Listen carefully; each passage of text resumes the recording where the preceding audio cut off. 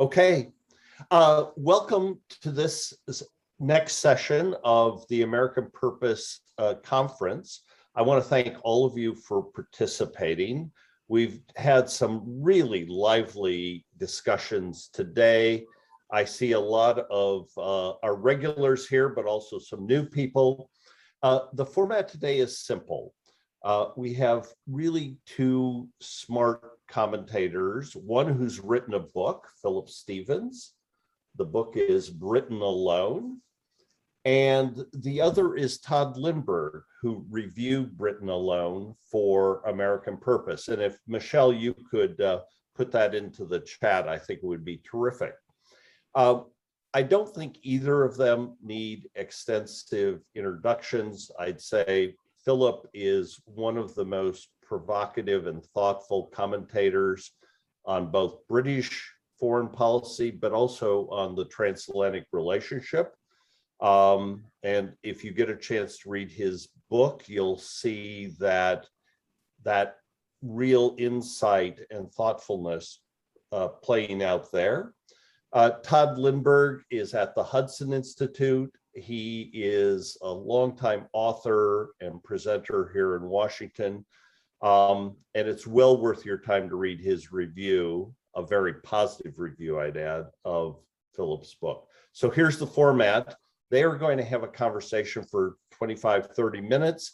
We'll then open it up to questions. If you have questions, either hold up your hand using that hand function that we have someplace here, raised hand, or send me something in chat, and it can either be to everyone and I'll pick it up, or it can be directly to me. So with that, I'm going to turn it over to Tod and Philip. Tod, you want to start it up? Yeah, great. Thanks very much, Craig, and thanks to American Purpose, and thanks to Philip Stevens for writing such a good book. He generously thanked me for my review. I said, look, you get a generous review from me when you write a very good book, and this is exactly that. Here's a little scene setter for you from a few years ago. I'm on the Acela. I'm riding from Washington up to New York in the quiet car, and two rows in front of me is Robert Zoellick, an old friend of American Purpose as well. And Robert Zoellick is doing what one often does in the quiet car. He's reading the newspaper. And now here's the trivia question for all you, not so trivial really. Here's the question for all of you. What newspaper is he reading? Well, the Financial Times, of course. And what page does he have the Financial Times open to? Why, the page with Philip Stevens's column on it, of course. And so that, I think, gives us a little bit of placement for Philip's importance in the general analytical scheme of things here. And now let's talk a little bit about the book. The subtitle of the book is From Suez to Brexit. And I want to take us through that period as best we can in the 20 or 25 minutes we have to do that. But I want to start it just a little bit before that, Philip, as Philip actually does, with the context. It's the end of the Second World War. The Americans, of course, think they won the war. So, by the way, do the Brits. Tell us about the mood, the situation, what the world looks like in London in the aftermath of the Second World War, Philip. Well, I think the mood shifts fairly quickly from exhilaration to a realization that although we won the war with a little help from the Americans and the Russians, we've actually bankrupted ourselves in the process, and that the United States, meanwhile, has moved up. It's been beginning to displace us, from the end of the 19th century economically, but, the United States is now the world power. And this is something that the political elites in London find very hard to accept. They sort of imagine we're going to bounce back. And during the war, when, Stalin and Roosevelt and Churchill had met, they'd always been referred to as the big three. And we imagined we were still one of the big three. And I start the book actually with a warning from a Whitehall official at the time, who says, look, we've got to start beginning to adjust to this new world, because he says, this guy Henry Tizard, he'd been an aide to Churchill during the war, and he says, look, we're a great nation, but if we keep pretending that we're still a great power, we'll risk losing our status as a great nation. And that, I think, sets the scene, this disconnect between our determination to hold on to our sort of global power and global role and the reality of much more straitened economic circumstance. And I think that's a constant thread all the way through. And I guess the first major crisis point is in fact where the book begins, with the Suez Crisis. What were the issues there, and what were the stakes? Well, the Suez Crisis was, was the last hurrah of empire. It was the determination. By then we'd lost India, and we were beginning, the sort of drumbeats of decolonization were beginning to beat in Africa. And in the Middle East, our good friend, the Americans, were sort of gently edging us out because of the importance of oil. And for Anthony Eden, the then prime minister, the Suez Canal was nationalized by the Egyptians. And this was to be, we and the French and the Israelis plotted together to seize it back. And for Britain, this was to be a demonstration that we were indeed still a global power, that we could operate. But of course, we did it behind the backs of the Americans. We did it just as Eisenhower was facing an election and was actually promoting during his election, his campaign, peace throughout the world. And it infuriated Eisenhower, and he actually brutally forced us, even though we'd moved our troops in, to pull back. And he did that simply by shutting off international finance.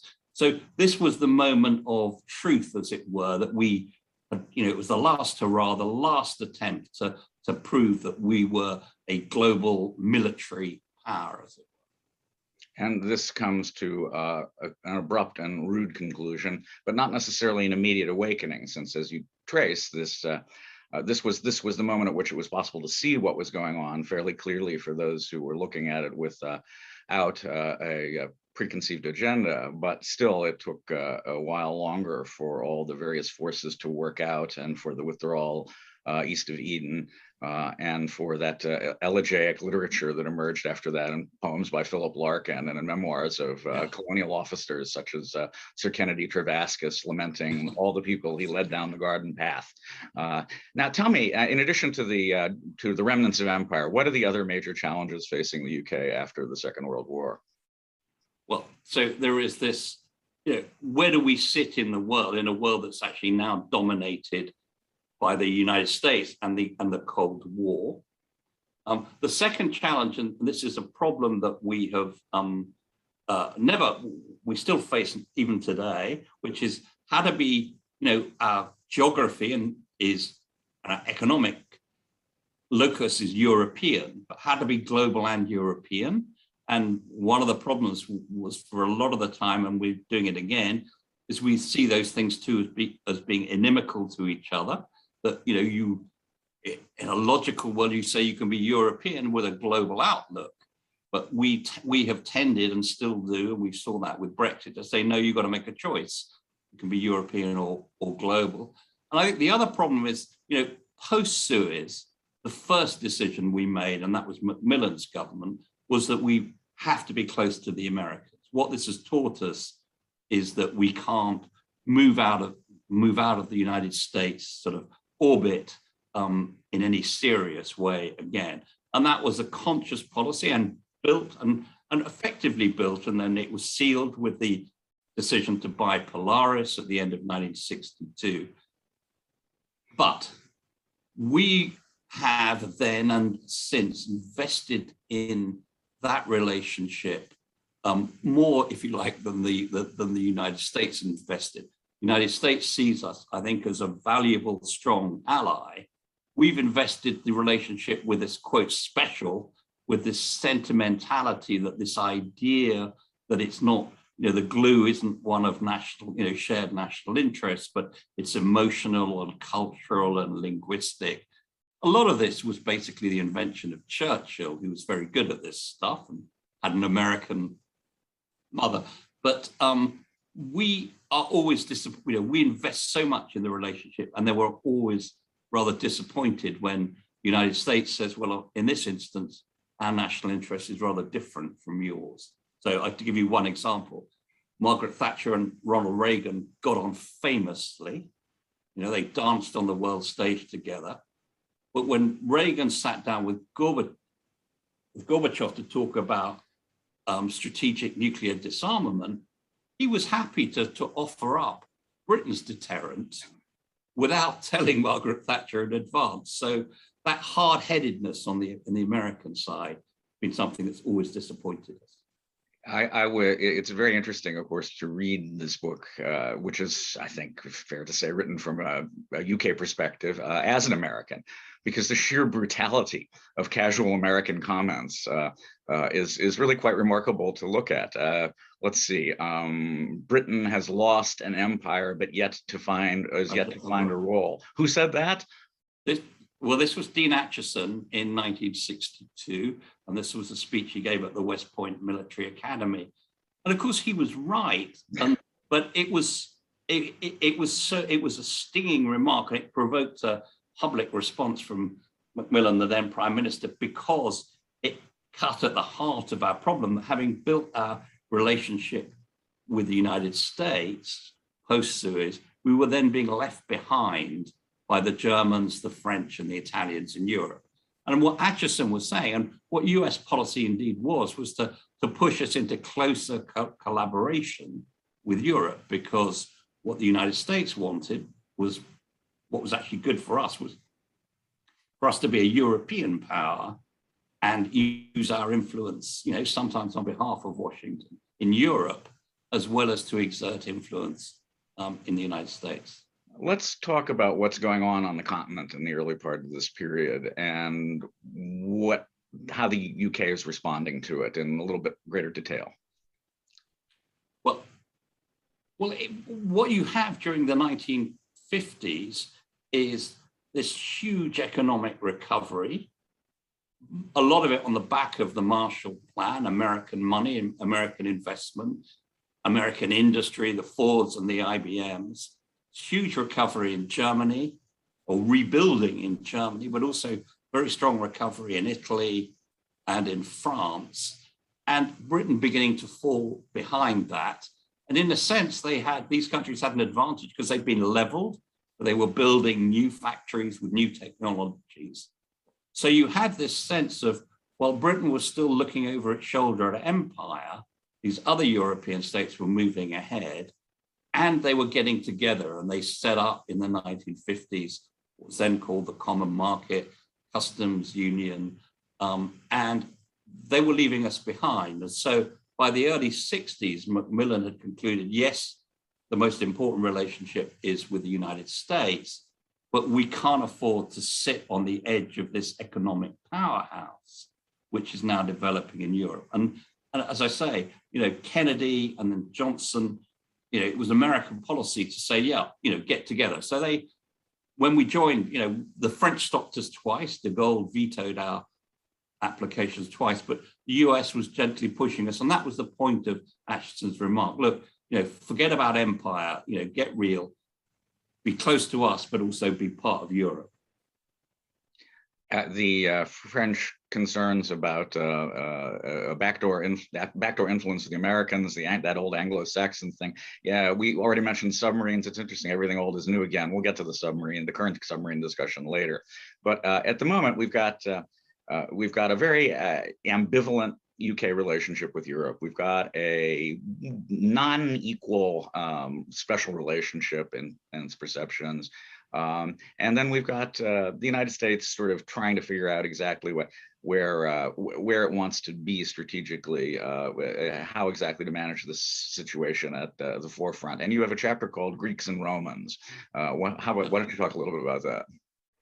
Well, this is a phrase that was used by Harold Macmillan, which was Britain imagining that its role in the relationship with the United States could be as the Greeks had been seen as wise advisors, as it were, whispering in the ears of the Roman emperors. And the conceit, and it was a conceit, a certain amount of arrogance, was that, we having, run, a third of the world for 100 years, will be able to basically lead the Americans along the way. And I think there was something in that, or that was always overdone. This week, though, reminds us that for the French in particular, this idea that we were so close to the Americans meant that we were, at least questionable, and probably in de Gaulle's words, sort of Trojan horse for the Americans. And the French view was, we have to build Europe as a counterpoint to the United States, an equal power, as it were, an ally, but an equal. Whereas the British view was, we've got to be with the United States, but also have influence in Europe. So that collision between the French and the British was there. And, reading Macron's words, or the words of Macron's ministers this week, is just like reading some of the things that de Gaulle said in the early 1960s about Britain, the vassal state. Yeah. And let's talk just for a minute about what I take to be the road not taken. Namely, suppose the UK at the end of the Second World War had actually stepped up and sought a leading role in the reconstruction of the continent and the project of European unity. How do you, there's almost an implicit alternative history that's sort of running through your book about what how the world might have been different under circumstances like that, how the UK might have been different under circumstances like that. Would you dilate on that a little bit? I mean, it's obviously we're in the realm of alternate history here, but I think there's a lot going on. It's a moment in which a lot is up for grabs, in which the UK could, if it got past certain kinds of ideas about its former stature and how that might linger, have moved on in a different way. And can you talk a little bit about that? Yeah, this is the problem that Britain has had, and it was encapsulated by, I mentioned in the book, a quotation from a US Secretary of State, Edward Stettinius, who was Secretary of State to FDR during the war. And he mentioned at one point, apropos of discussion that Roosevelt was going to have with Churchill, never underestimate the difficulty that a country like Britain will have being a member of a club which it doesn't lead. And what we did, we turned down the opportunity when the coal and steel community was created around the 1950s, and then the Commonwealth. We turned down the opportunity of being a lead player in the creation, and we would have been the leading player in Europe had we decided, in 1950 when Robert Schuman came up with his plan, if we'd said yes, we would have been, with the French, the dominant player, and probably the dominant. But we said no, and then by the time we joined the club, this was the real problem. The rules had been set by the German and by the French and by others. One of the reasons we struggled all the time during the 40 years we were in the European Union was that others had set the rules, and we had to play by their rules. So, Stettinius's comment in, I think it was 1943, had been absolutely right, that we just temperamentally found it very difficult to adjust to this European set of rules. Yes, and I think that again, we're speculating a little bit here, but I think that's likely to have been a role that the United States would have been very happy for Britain to have played at that particular time. The European project is not one to which towards which the United States was inimical. Obviously, there was the desire for strong relations with the UK, but again, need it have been at the expense? And of course, what this leaves, I think, is a gap, and it's the gap that takes us from this period all the way up to Brexit, which is who in the UK is making the case for Europe? Who in the government? It's extraordinary to read in your history of this period how little positive is actually being said. We've had one prime minister who was absolutely unequivocally committed, not just to a role in Europe, but to a leadership role in Europe, and that was Edward Heath, the prime minister who took us in. He actually irritated the then Nixon administration because he at one point decided that he wanted to consult with his European colleagues before speaking to Washington on big policy issues. And Henry Kissinger reacted pretty furiously to this. And at one point they cut off intelligence cooperation with us, but that was smoothed out. Now, Thatcher, interestingly, was in opposition, was a really quite passionate pro-European because she understood that this was an instrument of British power, and she gave a very fine speech in the House of Commons in 1975 saying the reason we've got to be state part of this is that it's opening windows on the world that would otherwise be closing. It's a multiplier of our influence.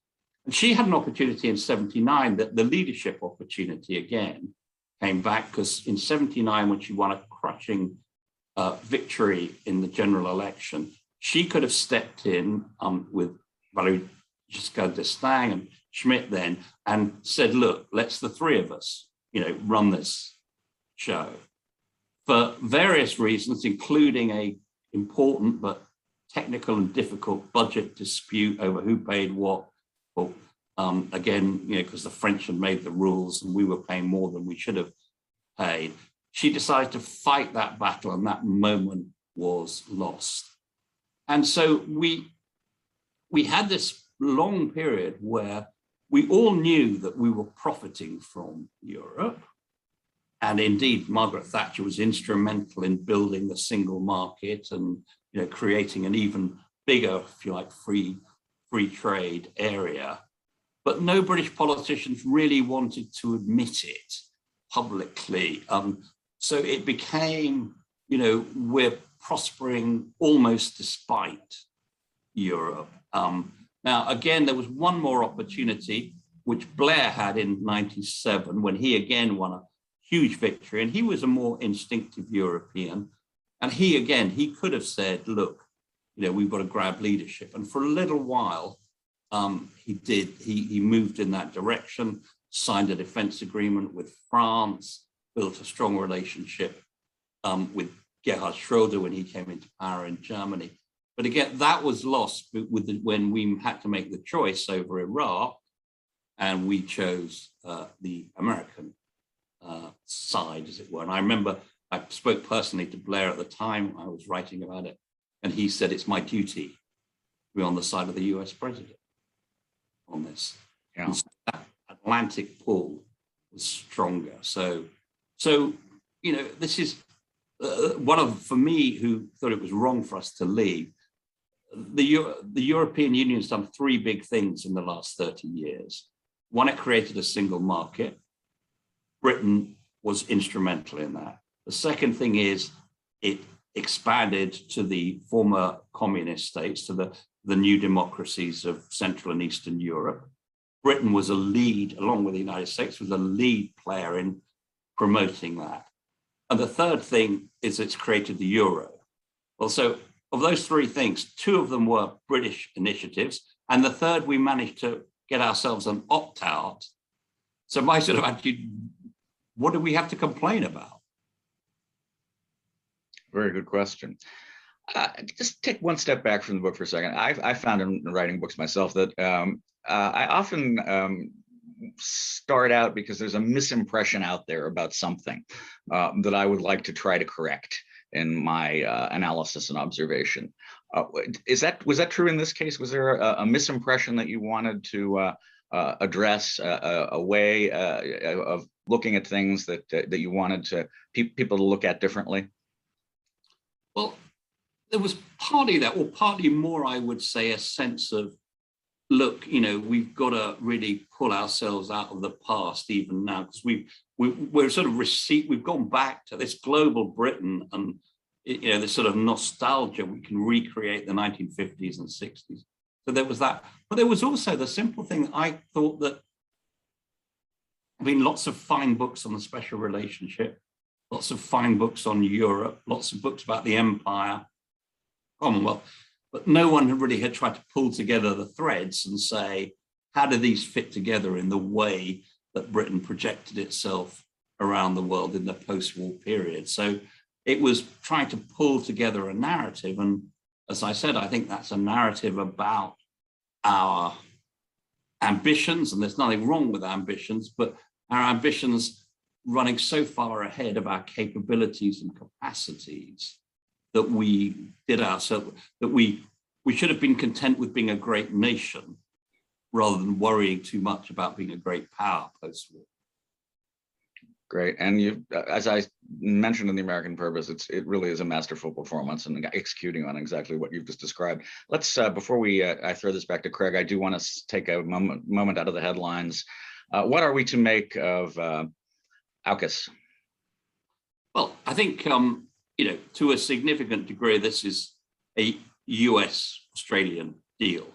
We were intermediaries in that the Australians came to us first, and we moved it on. But it's essentially an Australian-American deal. It reflects, I think, as we know, the aggressiveness that the assertiveness that China has shown in the Indo-Pacific in the last 2 or 3 years, and the change that's the consequential change in Australia's perception of the strategic environment for Australia. So as Australia's become more anxious, it's changed its view on nuclear versus diesel power submarines. I think what Britain saw in this was two things. That one, saw an opportunity to give some substance to this idea of global Britain, and the tilt, Johnson has this idea of a tilt to Asia.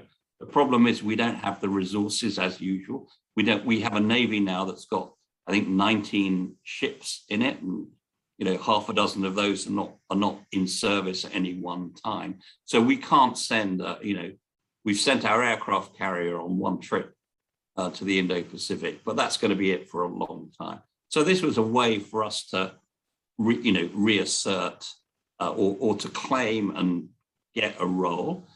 It's part of what a lot of the people on the Brexit side wanted to do in terms of recreating an idea of the Anglosphere, of the group of English-speaking nations. Now, obviously, Canada and New Zealand aren't involved in this, but it's part of that. But essentially, we are, the passenger in this. We are not going to contribute significantly to this. And I imagine if the submarines are built and delivered, and I expect they will be, this will be essentially a US venture with hopefully some contracts for the British and some expertise provided by the British. But it's more for Britain. The real consequential part of this for Britain is that it's forced the government to make a decision about our attitude to China. We had 4 or 5 years ago here, we had a conservative government which was saying, look, we want to be China's best friend in the West. We've gradually moved away from that and been pushed by Donald Trump, among others, to move away. But we've still, until quite recently, been ambivalent. If you look at our latest strategic review, it still talks about maintaining close economic relations with China. What this decision has done, has put us firmly in the American camp now on China. That, Boris Johnson, I think, who's in Washington at the moment, was saying this isn't directed against Beijing and whatever.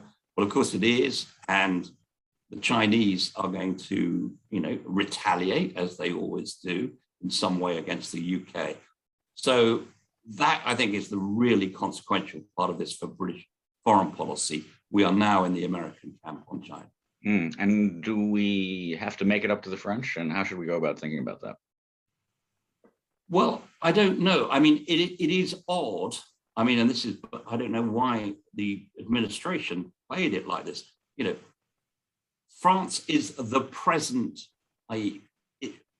European power in the Indo-Pacific because of its island territories. It's got, you know, 3 or 4 or 5 or 6 naval vessels there. It's got I don't know, 6,000 or 7,000 French troops based there.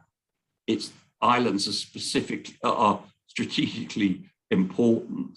So it would seem to me, if you were trying to build a coherent alliance of states in the Indo-Pacific, you would want the French to be involved. And now, you know, I don't know why the Biden administration handled this the way it did. The French were always going to be offended about losing the contract. So there was always going to be some argument. But why it was allowed to get to this level by, you know, through the concealment, I'm not sure. It looks to me just like really quite bad statecraft on the behalf of the U.S. administration. But I'm afraid I do tend to agree with you on that. It's passive aggressiveness has sort of somehow made an appearance in American diplomacy, and it's rather baffling. Great conversation, Phil. Over to Craig for the Q&A with everybody else. Thanks. Thanks very much again, Todd. Great to talk to you. Yeah. Many thanks to both of you. Let me ask the first question to try to tie up some of the things that we've been hearing over the last few days. We've had a number of conversations about Europe, European Union, the great divisions within it, the differences within the EU on foreign policy, on economic policy, on China. I have to say, Philip, if you listen to all of these conversations, it's kind of a bleak picture of the future of the EU. Would you still push the UK to rejoin the EU if you had that power? Well, I don't think that is plausible, and therefore I wouldn't, because I think the people who, you know, if the country voted for Brexit, and I don't think you can go back to the country and say, look, you made a mistake and we want you to re-vote again. But what I would say, and here's the big mistake the government's made, is that just because we've left the EU doesn't mean that we've got to have bad relations with our EU partners and neighbors. So the EU offered Britain a political security defense relationship with us outside the EU. We said no. Now, that to me is, I can see why it's part of an ideological tick and we want a clean break and whatever. But most of our security concerns, whether it's Russia, whether it's international, whether it's jihadi terrorism, whether it's, you know, uncontrolled migration, failing states in the Middle East and Africa, these are all concerns that we share with the rest of the European Union, security concerns. So what I would say is, no, we're not going to go back into the EU, but we are going to build a third-party security political relationship with you, with the EU, with France, Germany, to make sure that we act together and in the same way to counter these threats. So we have a number of questions about the implications of Brexit. One question is, will Brexit ultimately lead to the breakup of the United Kingdom?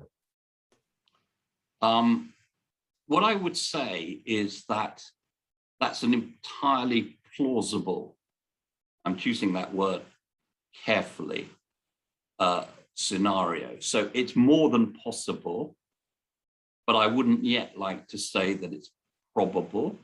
But there is Scotland voted to remain part of the United Kingdom in 2014. But that was on the assumption that Britain, the United Kingdom, would remain part of the EU. In the Brexit referendum, Scotland voted overwhelmingly to remain in the EU while England voted to leave. So there are a lot of people in Scotland now who feel, look, they now need to make another choice between being part of the UK or joining the EU as an independent country. If you look at the opinion polls, they'll say there's nothing between the two camps now. I think the danger is, and it'll depend a lot on how the Conservatives govern in the next 2 or 3 years, but the real danger, which would turn plausible into probable, will be if the Scots come to see themselves as sort of victims, as it were, of Little England conservative rule. And if you pose the membership of the Union as, do you want to be part of the European Union or do you want to be ruled by the English? Then you get to, then Scotland will vote for independence. That's Scotland. Ireland, what I'd say there is that the unification of Ireland is now on the table in a way that it wasn't before Brexit. People are talking about it. I was at an Anglo-Irish conference a couple of weeks ago where senior people were actually talking about it as a possibility. But we're not talking 5, 10 years. We're talking 15, 20 years away. I mean, to be honest, no one wants to, the Irish Republic does not want to rush into a united Ireland. And so there's no great sort of pressure. But I think that the hope of the Irish is that over time it becomes, sort of something that's inevitable and useful, and a new set of relationships is established which accepts the Britishness of Northern Ireland within a united Ireland. But yeah, I think it's absolutely fair to say that there is a big question mark over the future of the UK, which wasn't there 5 years ago. Okay, so first question directly to you will come from John Williams. John? You're muted. Oh, thank you so much. I want to ask a very quick question. And would the Locarno Treaty would be repeated in the United States? And I know the Locarno Treaty, is initialed by Austin, and who is very famous, leaders. So if the answer is no, what will be different between the various alliances in the future and alliances based on Locarno Treaty? Thank you. Which treaty? I'm sorry. Locarno. Sorry? The Locarno Treaty. Locarno Treaty. Oh. I think we're rolling back. I'm not sure I could give you a clear answer to sort of we're rolling back a bit far. I'm not sure what's at the sort of center of your, what's at the sort of center of your question now? Because, at that time, a lot of countries, they want to be avoid the war, and they want to be friends. And definitely this seems very close friend, and they sign and they support each other and they say, we will help each other. But result, is different. At this time, a lot of countries, they said, we are friends, we are close friends, and we can help each other, we can support each other. But what's the result? What's the reality? So that's okay. So is at the heart of your question, are we entering a period in world history which you had before the start of the First World War, where all logic told you, because of globalization, the first globalization, then economic interdependence and all logic says we can't go to war, and then all logic is defied by nationalisms, which, if you like, drive out the economic and other bonds between nations. Is that the question? Yes. Yeah. Well, I think that clearly is the danger. One of the things that's most surprised me in the last 20, 25 years has been the